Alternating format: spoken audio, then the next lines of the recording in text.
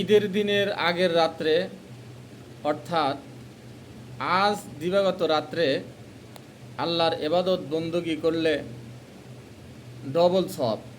একটা হলো জিলহজ মাসের 10 তারিখের মধ্যে শেষ রাত, এই রাত্রে ইবাদত বন্দুকি করলে সবে কদরের ইবাদত বন্দুকি করলে যেই সব সেই সব তার আমলনামা লেখা হয়, আল্লাহ তাআলা লিখে দেন।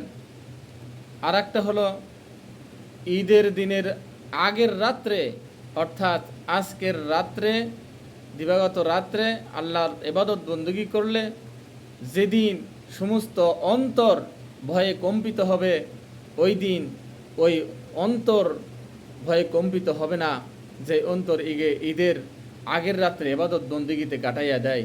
আল্লাহ তাআলা আমাদের সকলকে এই রাত্রি জাগ্রত থাকিয়া আল্লাহর ইবাদত বন্দুকি করার তৌফিক দান করুন। আমিন।